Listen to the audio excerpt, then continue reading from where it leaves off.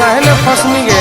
चल लागो ही कमीना रे, मुश्किल कहीं जीना रे, फसबो नहीं जाल में ही आई हम हसीना रे।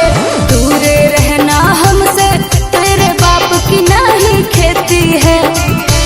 दूधू बोलने के बाद जैसे छाली देती है। अच्छा दूधू बोलने के बाद जैसे छाली देती है। तो क्या छोड़ी पटाने से पहले तो गाली देती है।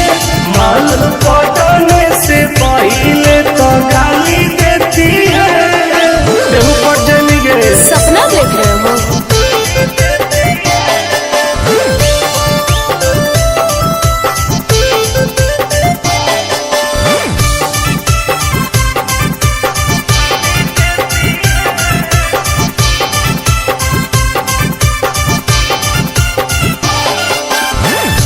भी पढ़ाई छौरा प्यार के पहाड़ा। अच्छा ले दे के मजा नहीं मिलो मी दोबारा। अरे मिलम गे। चल झूठा सती सवितरी छोड़ी बनो ही अनेर गे। तोहर तो गलिया छुअले हो तो लइका ढेर गे। बुझली हल्का में ना लेना, मैं बार घर की बेटी है, समझा। सूरज उगने से पहले जैसे लाली देती है। तो छोड़ी पटाने से पहले तो गाली देती है। माल पटाने से पहले तो गाली देती है। देगी ही।